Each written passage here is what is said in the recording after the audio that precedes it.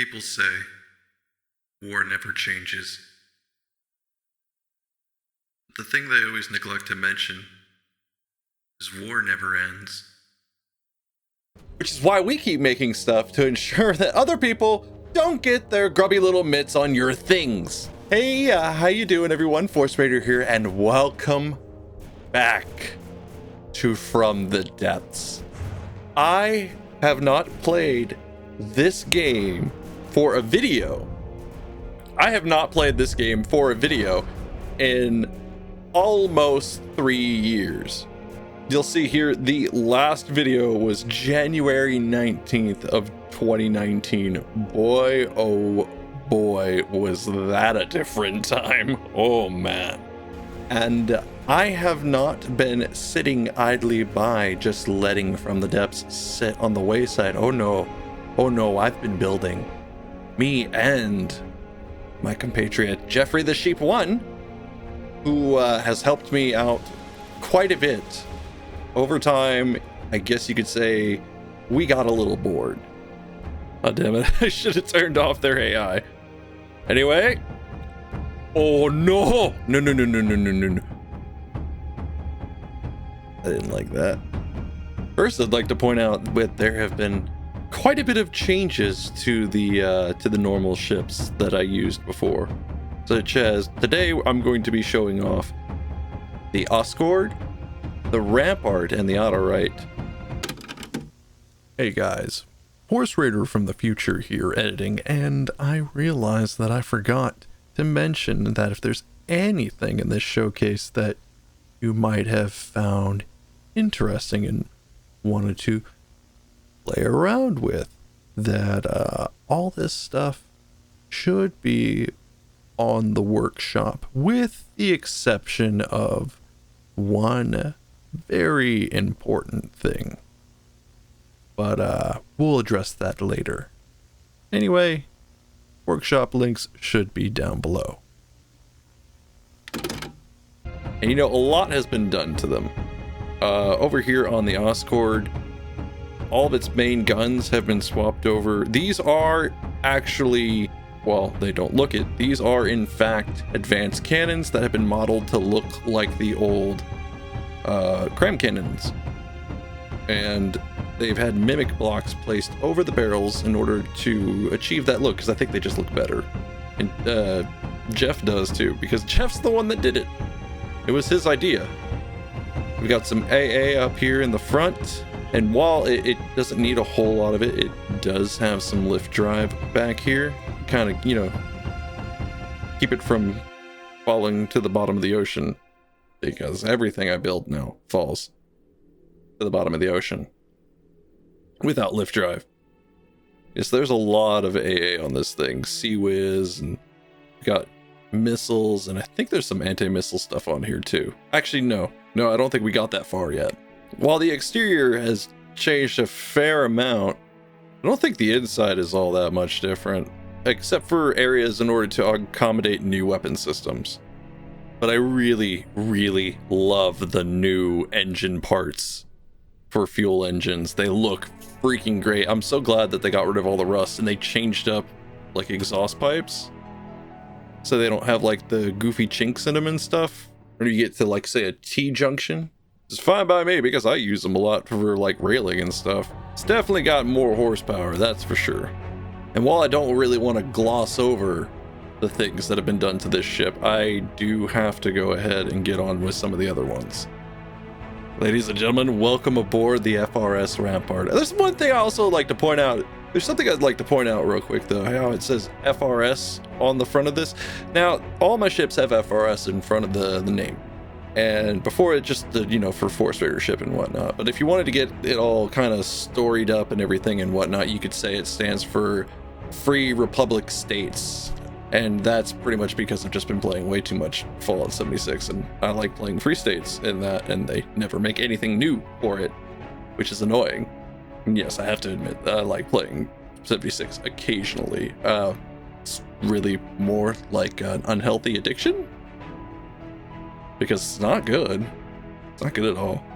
Anyway, when you see it on the side of the ship, it stands for Free Republic Ship. And when you refer to the FRS or FRS Navy as a whole, it's Free Republic States or Free Republic States Navy. Just because if, the US can drop the A whenever it wants, then I should be able to interchange out what the S is. Same deal here. Advanced cannons that have been made to, look like cram via mimic blocks. There's actually a fair amount of mimic blocks down here for the lift drive system, because these are actually meant for aircraft. These grates here, which I think these ones are inverted. So that's, these are all inverted. Shit. Jeff did these ones. I did ones on a different ship. Jeff did that. That was his idea. I didn't pick that up. I was not really sure how I feel about the portals, but again, like I said, a lot of the changes that have occurred on these ships, they weren't like necessarily my idea. I didn't do these. Well, I say not my idea. Jeff and I talked a lot, and I put a lot of input into the design of these ships, and Jeff did most of the busy work. I think because he just needed something to do. He was very, very bored. We do have like a little sub bridge down here, which isn't for much of anything. And I think the interior of this ship actually changed a fair amount, including like stuff like these big columns and junk. But the bridge is still, not very, very big. Looks good though. I think nothing is quite as fancy as the Rampart's cactus conning tower. It still looks like a cactus to me after all this time. After almost 3 years, I can still say it looks like a cactus to me. The Rampart actually got a war room. Oh yeah, we did some goofy stuff with this too. I think we gave it like a weird name. On the auto right, there's a tag that says that this is like the laser data analysis something or other, like LDAD. Because, I wanted to come up with a cool name for it, and Jeff liked it too. Just for a reason as to why there's a big dome with lasers going into it, that it has something to do with data analysis during combat. Yeah, no, I don't think that the Oscord has a war room yet. I know that's on the table because I want the main ships, the command ships, to have it. And so kind of similar to like if I go out here, you'll notice that the Rampart has been updated with the lower skirt. Same like what was on the auto right. Partially to, accommodate for the lift drive to make everything flush. But also, it's sort of like a command fin, like what you see if you ever watch Gundam, and they have Zakus, which are grunt machines that go into combat, and one that's used by a commander will have a commander fin or antenna up at the front of the head to signify that it is the man in charge, and that's who you should be shooting at. The engine rooms have changed a fair bit. They're meant to be traversable. At the moment it is fairly traversable, because I can come back here and go through this, through here, and if there's the war room there. Oh, overshot. And then down here is the engine room. I've even gone ahead and put like little hatches to be able to get from where the missiles are at the front of the ship down to some of the lower areas, but there's really like nothing there. It's mostly just dead space, which is funny to think that there's any dead space still in this ship at this point. And here's another thing that was Jeff's idea, was just putting nameplates and stuff on the ships and giving them ID numbers. This one actually is a little behind. That's supposed to be BB01. There we go. Just barely freaking fits. Oh. I need to do something about that one. There we go. That's not kind of hanging off the side there. And while I would really love to just keep looking at the Rampart, as it was what I think I did most of the campaign with, shooting for the Scarlet Dawn. We still have one more to look at. Welcome back to the auto right. Ah, man, this one has it off. It's off too. It's supposed to be BB02. Shit. Hold on. There we go. Much better. Much better. What's kind of funny is that the spike, the underskirt, this whole deal has been extended in a very interesting kind of way. It's just massive now. It takes up like most of the bottom of the ship.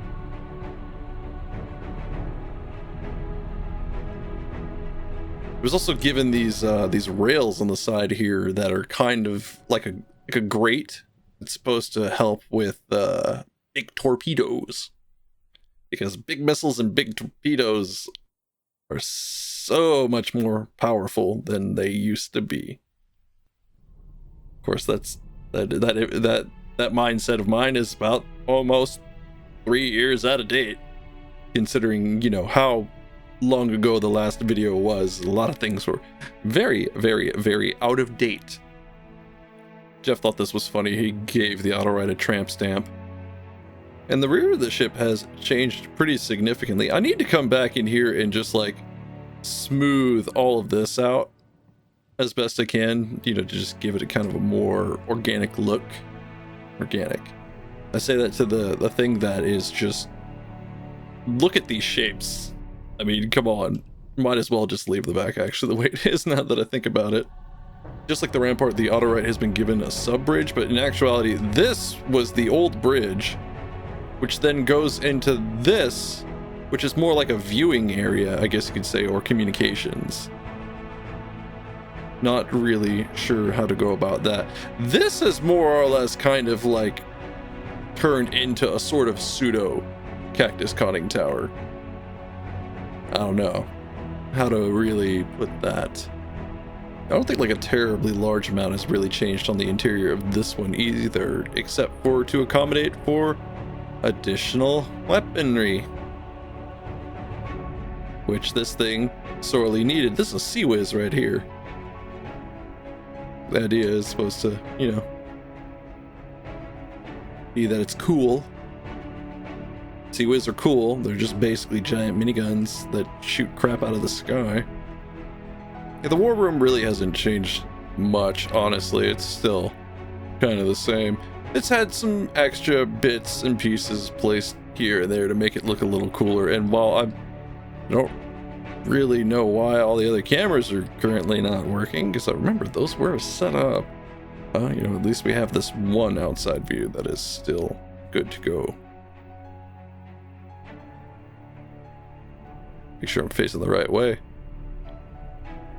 Oh man, the engine room is just banana bread, because we were having power issues, and I suggested, hey, let's just put like a whole nother row of engines on the ceiling. You know, make use of the space we got, and that worked.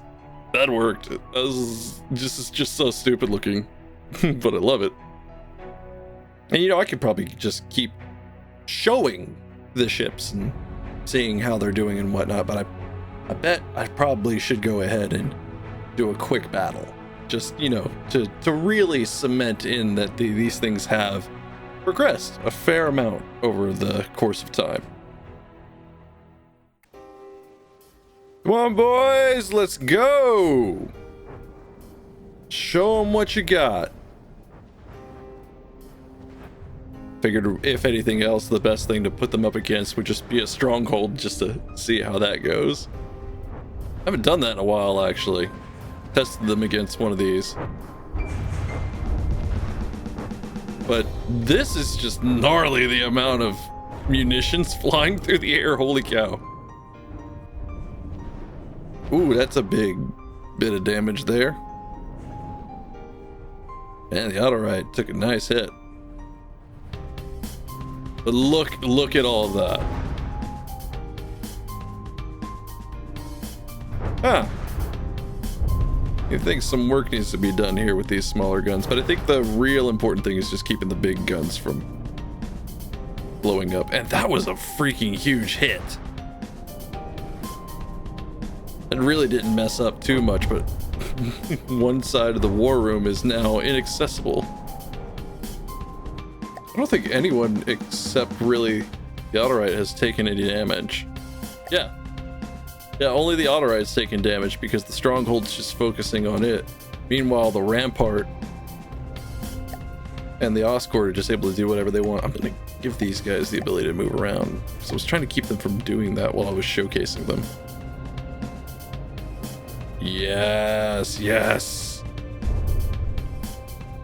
Rampart, does it feel good to be back in combat? Does it feel good to finally face the enemy once again?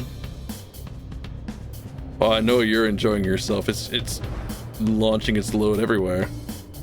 The Oscord, it's so small, but it has much better fighting capability than it used to. It's quite useful at this point. With its giant mermaid tail. A lot of the older stuff was maintained, like... Yeah, I always remembered with this thing that with the Oscord you could see the missiles shooting up and whatnot, and I really wanted to keep that. Anyway, how's the Stronghold doing? Oh, it's at 89%. Oh, that was... They haven't been in battle for very long, and it's already down a bunch. I don't know, 11% doesn't seem like it's that much. No, with one of these, it's a fair amount. It's a fair amount of damage. Well, I gotta come in here and look at this. I never can get over this fact. They have like the spilled wine and stuff down here and all of these cats. I just keep wondering, what is the Onyx Watch? Is it just a bunch of cats? Is it cats with giant steel castle warships? They're supposed to be merchants, right? I think that's what it was. Oh, the Autorite's at 92%. That's a pretty big chunk of health out of there.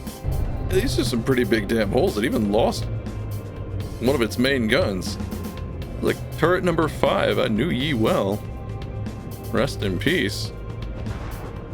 Oh, they haven't hit the tramp stamp though. That's good.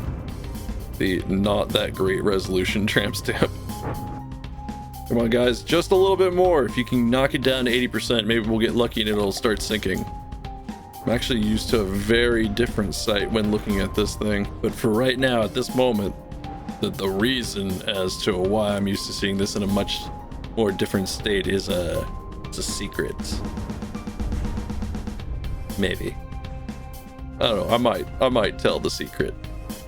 A lot of the damage of this thing really feels more or less just superficial, because it's only lost a couple of turrets here and there, and there are a lot of these big turrets on here. But it is kind of sinking.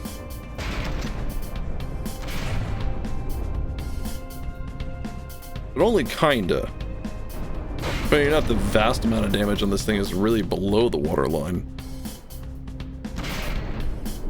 Now, if the ships could do something about these giant torpedoes, that would be nice. We got the Stronghold below 80%. I'm just waiting for this thing to sink. Oh, geez, yeah, blind me, why don't you?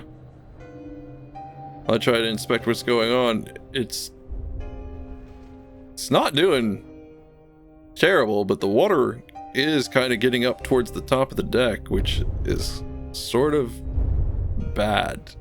Like really bad. You know, once water starts getting over the tops of like certain turrets and whatnot, those spaces will then fill with water and we will lose even more buoyancy.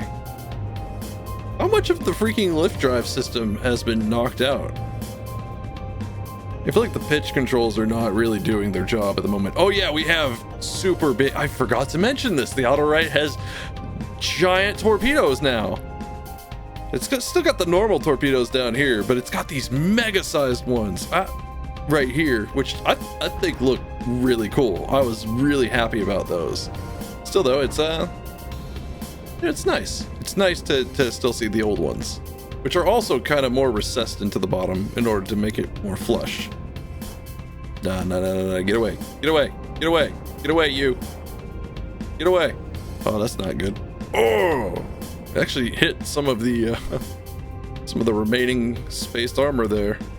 That just freaking wrecks heavy armor way more than I think it should. So now it feels like there's no real benefit to having heavy armor, because the down drop was heavy. Honestly, I don't know when. We actually won the fight a little bit ago. The stronghold finally sank. But because there are enemy munitions in the water, my ships just kept shooting to try to take them out.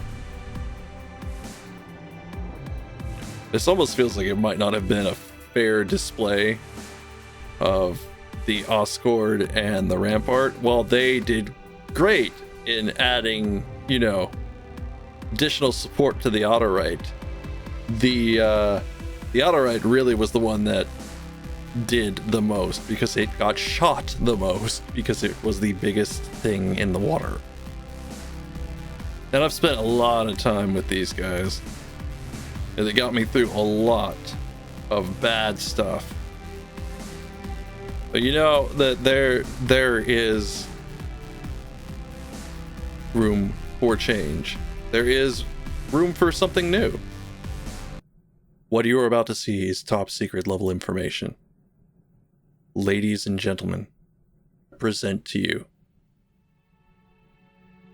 the Temptress. This ship has quite a bit of a story behind it. Shortly after my last video, for just the hell of it, I started building a giant hull. After completing just a hull, I stopped. I didn't mess with it for the better part of 2 years.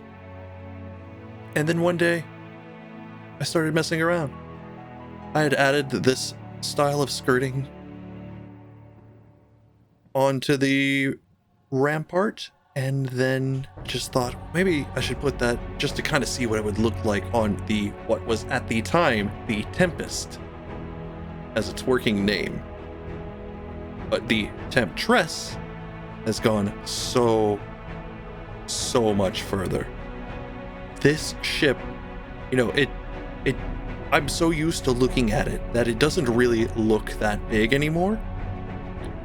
But this thing is almost half a kilometer long. To be specific, I think it is 496 meters long. So just 4 meters shy of half a kilometer. This is just crazy. And I know that I hurt Jeff when I asked him to help me with this. Now, most of this is me. Most of the structure and whatnot, like these turret cap sections, whatnot, Jeff designed this one, and then I kind of copy and paste it and raised it up for the other ones and stuff. Got the freaking additional flight deck. This thing isn't like a battleship or a super battleship. It's a super battle cruiser. This thing has the ability to launch aircraft. I have not actually tested that yet. We don't currently have any aircraft really to launch off this thing. Although, well, no, we did do some slight tests, and we do know that the deck does in fact clear. We have, an ops center right here specifically for this. This actually opens up right here. If we were to go ahead and pop in, yeah, you can see that it does in fact open, because this is the hangar area, which has not been completed. Just like the armor for these Rampart turrets up here has not been completed, or the armor for turrets 1 and 6, which have not been done. Yeah, for some reason 2, 3, 4, and 5 are done, but not 1 and 6. Which I guess just haven't gotten around to it. Now here is the main bridge, which is very scarce in what it actually contains. Here is the new conning tower design that I've slapped on here, which again doesn't have much of jack shit in it. And the helipad, which we have tested, and it does in fact work. Jeff has a helicopter that he likes to use called the Dolphin, which it has no trouble getting on here and taking off. This used to be like between the conning tower and the bridge, but that didn't work well at all. There's even like a little control room for just the helipad. Down here is the sub bridge, which again doesn't have jack squad in it other than additional fire controls. Now these turrets, these are very, very special turrets.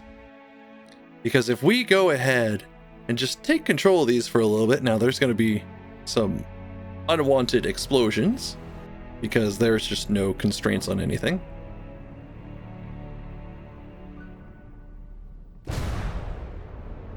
These are not advanced cannons. They are in the advanced cannons brackets, but these are not advanced cannons. This is a railgun. These are all railguns. Well, not all and by that I don't mean all the ship's guns are railguns. I'm talking specifically about these mega turrets, which are like in and of themselves the size and, well, they function pretty much just like independent ships stacked on my ship, because you can go in these are traversable. That's not set up, but these are indeed traversable. You can even get into the back here because these have engine rooms to supply power for the railguns, which have been disguised to look like cram cannons because I think they look the best, and Jeff agrees with me. They have their own tower, and little tiny conning tower and detection equipment, and this detection equipment is a sub vehicle, not sub vehicle, is a sub object. Lots of AA here and there. It doesn't have all of its weapon systems. It still needs missiles and torpedoes and maybe some additional AA and other armaments.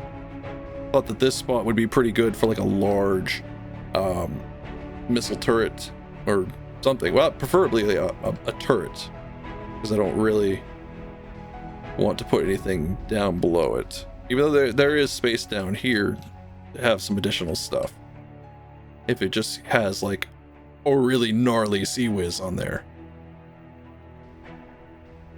As far as the interior goes, it's not a lot. I created a section of hull and then copy and pasted it, and that's how I was able to get the size. And that was mainly the reason why I started building this, is I wanted to test out how like the whole copy paste thing for stuff with prefab sections. And you can hear right now that it does in fact have a steam engine. I don't think there are any fuel engines on this thing. And this is probably the only part of the ship that actually has some aesthetics on the interior, is the engine room, which does have up here auxiliary control.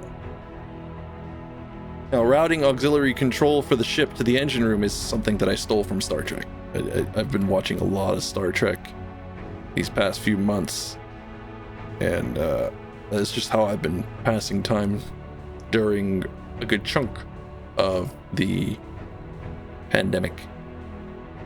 This thing takes so much to keep above water. It really does. Some of this stuff I don't even know why I did it. Like this I did just because it looked cool.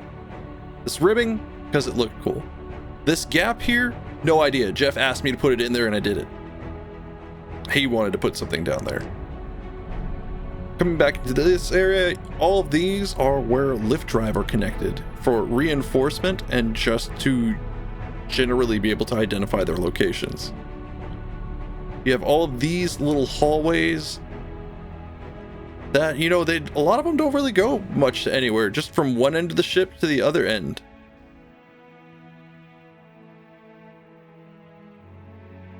And then you can just end up in the front here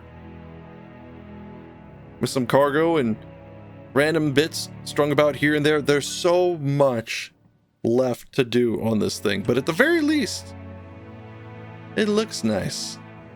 It looks really nice. This is another thing I did right here, was the turning drive. All of this is mimic blocks, of course, because there's no way in hell the game would allow you to make something this cool and it actually have an armor value. And this I I was surprised with myself when I built this. So I wanted something, you know, more robust and ship-like rather than it just being like a flat back. I mean, it is a flat back for where like the armor and stuff is, but you know, I just wanted to look good and to have like, oh man, that's a great ass. And this thing's guns are so gnarly. They just freaking decapitate the stronghold. The stronghold's deck just gets completely wiped. It loses all of its turrets, and it has holes going from the front all the way to the back.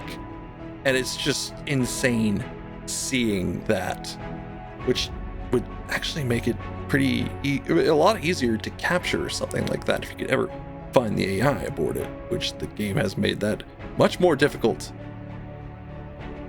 I mean, that was more difficult when I stopped playing the campaign. Now, I was never a big fan of Minecraft, but for me, I guess you could say FTD is my Minecraft, and just like everybody else in that, you know, everyone just has like that one moment where they decide to build something stupid and massive and just revel in it. And I really, really hope that anybody that took the time to sit through this whole video and look at everything had a really great time, because I had an awesome time building this stuff and showing it off. And we do have a lot more to show off, so I'm definitely going to be doing more showcases in the future. But anyway, thank you all so much for watching this video. If you enjoyed it, or if you just have an opinion to voice, why don't you go ahead and leave your comment down below, and I'll get back to making more awesome videos for you guys. Later.